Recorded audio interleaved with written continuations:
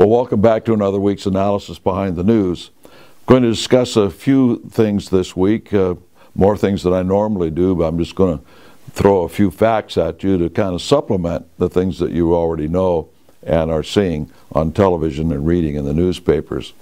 For one thing, I want to talk about Leon Panetta because he's got this new book out that everybody's touting, even the conservatives, in his criticism of Obama and others in the book. But something that you have to remember about Leon Panetta is that his whole life he has been pretty much of a leftist. He started out in Republican politics out of California into the liberal wing of the Republican Party. For instance, he worked with John Lindsay, the mayor of New York, who was one of the most socialist of all Republicans. He switched to being a Democrat sometime in the early 1970s and was elected to the United States Congress, where he started to cooperate with and endorse the policies of the Institute for Policy Studies, which is a Marxist organization, think tank and lobby organization in Washington, D.C. As a matter of fact, we discover that back in 1983, the Institute for Policy Studies actually held a fundraiser at which Panetta was one of those current members of the House of Representatives who helped and sponsor this event. So we see that he was in bed with these people. Whether he was ever actually a member of the IPS or not, don't know. But his roots are from the left. And we're not talking about mildly from the left. We're talking about a history early on of him supporting Marxist-Leninist organizations, the Sandinistas in Nicaragua, the giving away of the Panama Canal, etc., etc., etc. Those are his roots. He's just become more sophisticated at it. He's now selling something a little bit different, and you just can't trust the man to tell you something that's going to help the conservative, anti-communist, or constitutional movement in the United States. So keep in mind these things as you listen and see Panetta on television, that maybe he has an agenda that's a little bit different than the public persona that's being given. Another thing that's happened lately is that all of a sudden Russia is starting to incur into the airspace and waters of Sweden.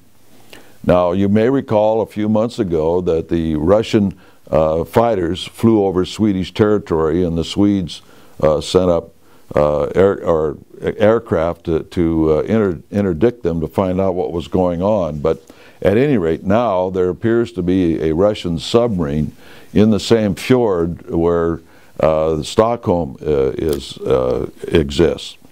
And they're trying to find it. Apparently they've got it trapped in there. These sorts of things were going on in the late 1970s, early 80s, when Brezhnev was sort of beating the war drums. They were sending submarines into Swedish fjords.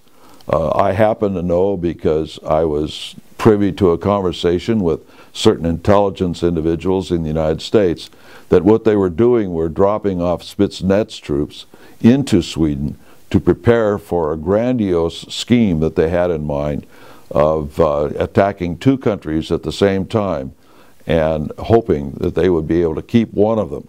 One of those countries would have been Sweden. They didn't have designs on actually keeping Sweden, but they had designs on keeping the other country, which was South Korea. And this was under Brezhnev, as I said.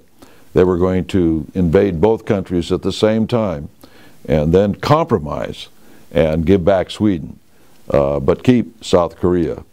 And part of this incursions into Swedish waters were these submarines landing Spetsnaz troops, and at one time had eliminated about a sixth of the, 1/6 of the oil reserves of Sweden.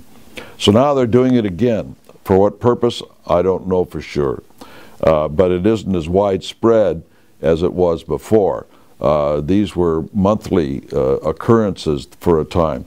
This is the first one that we've seen where Russian submarines, or a submarine, or whatever type of vehicle it is, in the Swedish waters. But it's something to watch for, and it is also something which adds to the belligerent style of Putin. this great savior of the Western world with his morality and all the rest of it that some of these conservatives are being sold on. At any rate, it's full of it in the Wall Street Journal this morning and other publications. You might want to look for it. Europe is a real problem all the way around. It's not just the Swedish problem, the Russian problem. It's the problem with the European Union itself. It has gained so much power now that they can actually tell the French that they are going to reject France's budget. See, a lot of people don't realize now that the budgets of the various countries that belong to the European Union have to be approved by the European Union. That's real power. That's a real loss of sovereignty. That's a real loss of independence by these countries. Now, you and I may not approve France's budget either, but it's not our problem, is it? It's none of our business, is it? And so that is one of the reasons why we do not like the idea of forming these foreign entanglements with such organizations as the EU. Because what they want to do, and as we've expressed here time after time, they want to merge the United States into the European Union. And then they would have a say-so over our budget. Now, I know our budget's out of whack, and maybe the EU would say, no, we don't approve your budget, but it's none of the European Union's business. It's our business to settle our own problems and settle our own budget. But that's the sort of thing that's going on. Meanwhile, we are apparently making some inroads somewhere, because now we're beginning to see that people are concerned over our opposition to this merger with the European Union and the program we have to stop the Transatlantic Trade and Investment Partnership. We see that over the weekend in a very obscure little publication in the Wall Street Journal. And it says, conspiracy theorists need a pep talk. And it starts out by making some woman in England look like a raving idiot.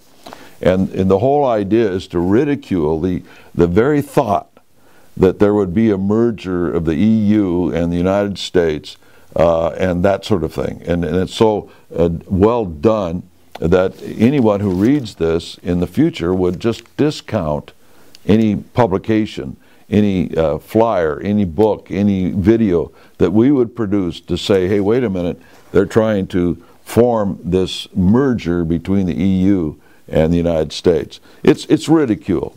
And you know that when they do have ridicule and satire and that sort of thing, it's a compliment, because what it tells us is that we're starting to make inroads. And basically the John Birch Society is the only group that's really out there trying to warn people in the United States. Interestingly enough, this man who wrote this column is a regular for the Wall Street Journal, but he also writes for two neocon publications. Very interesting. So they're getting into it a little bit more. One of the things that we've noticed too is that here on this last weekend for the Wall Street Journal, it shows Putin and Merkel apparently, as the headline says, cross swords over Ukraine at summit meeting. Well, here we have a communist, well, they're both supposedly ex-communists, right? Putin is an ex-KGB operative, and Merkel is an ex-youth leader in the Communist Party in East Germany. And so we see the same thing. They're clashing over Ukraine, but we have ex-communist leaders in Ukraine clashing with ex-communist leaders, from Russia, and it's all show business. I have photographs on my desk showing Ukrainian troops marching to the front under the hammer and sickle, and the other troops they're marching against marching towards the front from their direction under the hammer and sickle on their flag as well. And if you watch the foreign press and the foreign media, you can pick up on these things. If you watch the United States media and press, you wouldn't even have a clue. But it's all a matter of show business. They control both sides. They're manipulating things in many, many ways. I'd like to continue this conversation a little longer in this regard, but we're running out of time. Other than to say, that there is a tremendous push from inside Germany to stop sanctions against Russia over the Ukraine. They come from such things as Deutsche Bank and others. And in this regard, we see that there has been secret negotiations towards allowing foreign service companies to come in and operate in our country. And that agreement, which we'll talk a little bit more about down the road, will allow others to come in, service companies, to come into our country to compete with our services, like banks, like insurance, and things of that nature. It doesn't bode well for the future of our economy. Again, we'll talk a little bit more about that in a future segment. It's very important, something you should be aware of and knowledgeable about. Until next week, we'll see you then.